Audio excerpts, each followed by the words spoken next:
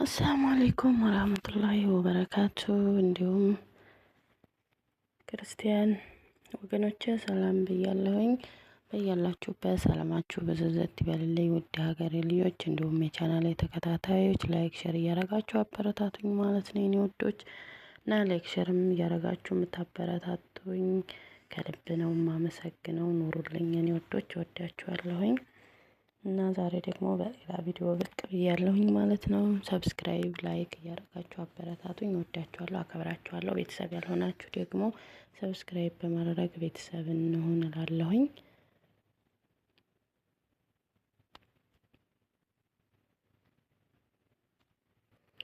ኦኬ የሂጅራ አቆጣጠር ታሪካዊ አጀማመር። አንደኛ የቃላት ፍች ሂጅራ ማለት በቀጥታ ፍቹ ስደት ማለት ነው። ሃይማኖታዊ ፍቹ ደግሞ ክህደት ከሰፈነበት ሀገርና መንደር አላህን በነጻነት ለማምለክና ሕጉን ለመጠበቅ እምነትና መረጋጋት ወደ ሰፈነበት ሀገር የሚደረግ እንቅስቃሴ ወይም ቅዱስ ጉዞ ማለት ነው። ሁለተኛ የአላህ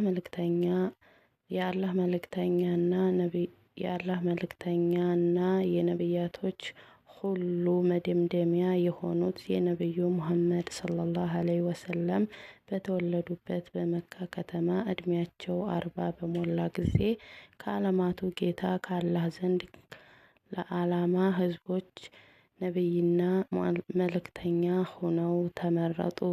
ተወልደው ባደጉባት የመካ ከተማ ላይ ለ13 ዓመታት የአላህን መልእክት ለህዝባቸው የሚያዳርስባቸው በሚደርስባቸው መከራና ስቃይ በመቋቋም በታማኝነት አድርሰዋል። በመጨረሻም ከህዝባቸው በኩል በመከራውና ስቃዩ እየበረታባቸው ሲሄዱ በጌታ አላህ ትዕዛዝ ትውልድ ሀገራቸውን ለቀው ወደ እስሪብ ወይም የአሁኗ መዲነቱል ሙነወራ ቅዱስ ጉዞ እንዳደረጉ ትዕዛዝ መጣላቸው። ይህ ቅዱስ ጉዞ ሂጅረቱል ረሱል በመባል ይታወቃል። ሶስተኛ ይህን የሂጅራ ክስተት በመያዝ ለሙስሊሞች እስላማዊ ዘመን አቆጣጠር አድርጎ መያዝ የተጀመረው ረሱል ሰለላሁ ዐለይሂ ወሰለም ወደ መዲና ከተሰደዱ ከ1617ኛ ዓመት በኋላ ማለትም እሳቸው ከሞቱ ከ6 ወይም ከ7 ዓመት በኋላ በዑመር ኢብኑል ኸጣብ ረዲየላሁ ዐንሁ የካሊፍነት ዘመነ መንግስት ጊዜ ነው።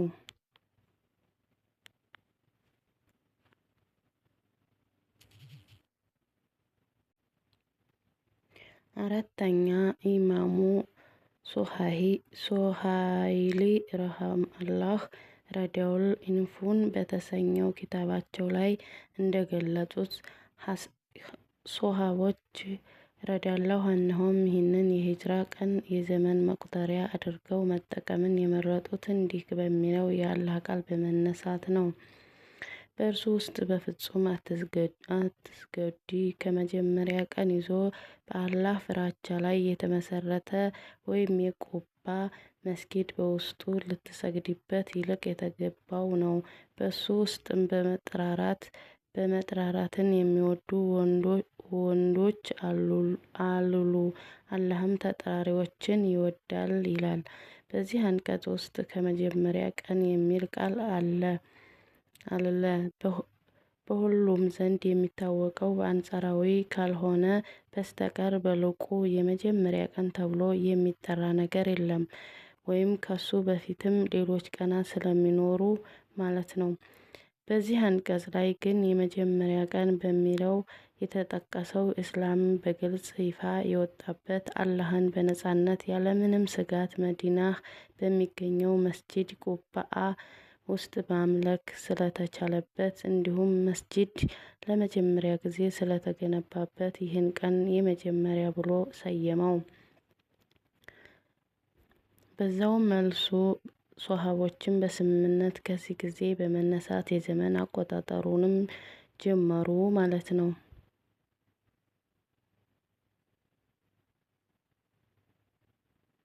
አምስተኛ ሌሎች ሊቃውንት ደግሞ የሂጅራ ታሪካዊ አጀማመር ምክንያት ሲገልጹ እንዲህ ይላሉ። እስላማዊ የዘመን አቆጣጠርን ከምን እንደጀመርን ለሚለው ሀሳብ አራት ዋና ዋና የተስማሙባቸው ምክንያቶች ቀርበው ነበር። እነሱም የነቢዩ ሙሐመድ ሰ.ዐ.ወ የልደት ቀን፣ ነቢይ ሆነው የተመረጡበት ቀን፣ ወደ አስሪብ ወይም የአሁኗ መዲና ያደረጉትን የስደት ቀንና የሞቱበትን ቀን። ከዛም የሂጅራ ስደት ቀን ይሁን የሚለውን በላጭ ሀሳብ ሆኖ ተገኘ።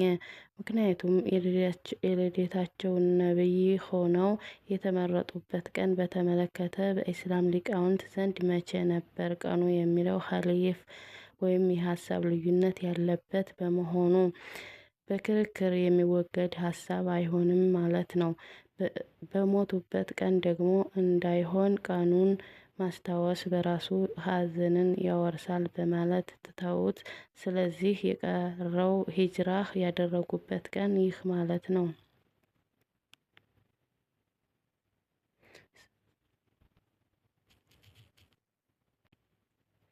ስድስተኛ የአላህ መልእክተኛ ወደ ስሪብ ወይም መዲና የገቡት በሶስተኛ ወር በረቢኤል አወል ነበር። ታዲያ የዓመቱ አቆጣጠር ለምን ከሙሐረም ተጀመረ ለሚለው የተሰጠው ምላሽ ለሂጅራ ስደት ሀሳብና ውሳኔ ተላልፎ የነበረው በወርሃ ሙሐረም ነበር። ምክንያቱም በይህ ቃለመግባባት በተከናወነው በዙልሐጅ ከሙሐረም በፊት ያለው ወር ላይ ነበር።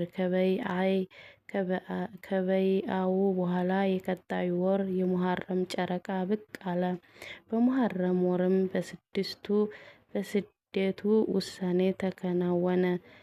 ስለዚህም የዓመቱ አቆጣጠር ጅማሬ ከዚህ ወር እንደሆነ ተወሰነ ማለት ነው። ኢብኑ ሀጀር ረሂመሁላህ በኪታባቸው ፈትሑል ባሪር ላይ እንደገለጹት አባ ሙሳ አልአሽዓሪ ረዲየላሁ ዐንሁ ለዑመር ኢብኑል ኸጣብ ረዲየላሁ ዐንሁ ካንተ ዘንድ ዘመኑ ያልተጻፈበት ያልተገለጸበት መጽሐፍ እየመጣልን ነው ሲለው፣ ዑመር ሰዎች ሰበሰበና በጉዳዩ ዙሪያ አማከራቸው። ከፊሎቹ እሳቸው ነቢይ ሆነው በተመረጡበት ቀን ይሁን ሲሉ፣ ከፊል ደግሞ በሂጅራው ቀን ይሁን አሉ። ዑመር ረዲየላሁ ዐንሁ ሂጅራን እውነትን ከሐሰት የለየች ቀን በመሆኗ በሷ ዘመንን ቁጠሩ አለ። ይህም 17ኛው ዓመት ላይ ነበር። እነሱም በሂጅራው ቀን መሆኑን ከተስማሙ በኋላ ከፊሎቹ የወሩ የመጀመሪያ ረመዳን ይሁን ሲሉ፣ ዑመር ሙሐረም ነው መሆን ያለበት እሱ ወይም ሙሐረም ሰዎች የሐጅ ስርዓታቸው ፈጽመው የሚመለሱበት ነውና አለ። ከዚያም በሙሐረም የመጀመሪያ ወር ተስማሙ።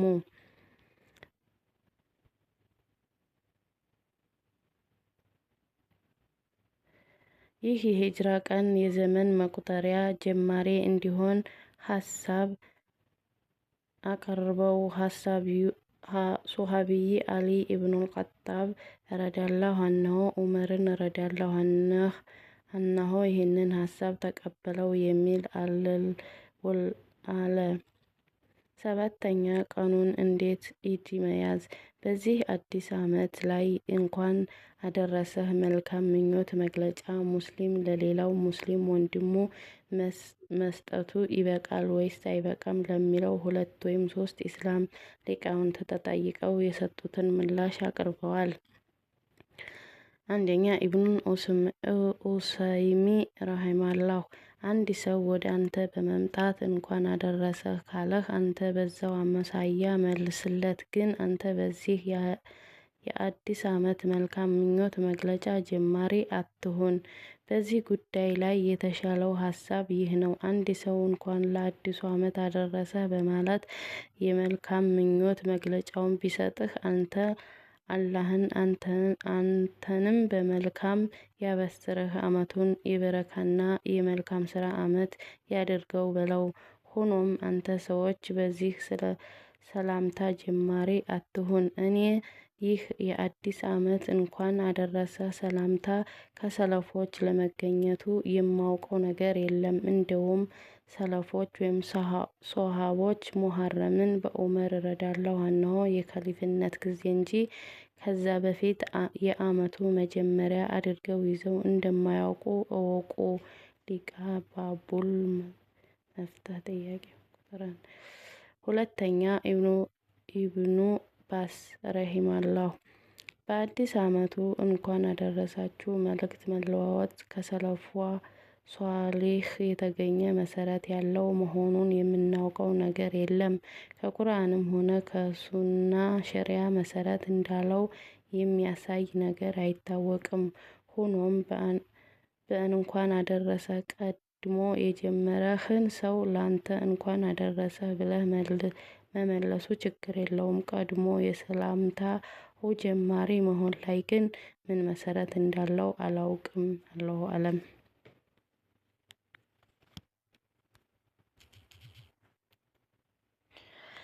እና የኔ ውዶች ላይክ፣ ሸር፣ ሰብስክራይብ አድርጉ ማለት ነው። የኔ ማሮች በቀጣይ ቪዲዮ እስከምንገናኝ የዛሬውን ቪዲዮን በዚህ አጠናቅቄያለሁኝ። አሰላሙ አለይኩም ወራህመቱላሂ ወበረካቱ።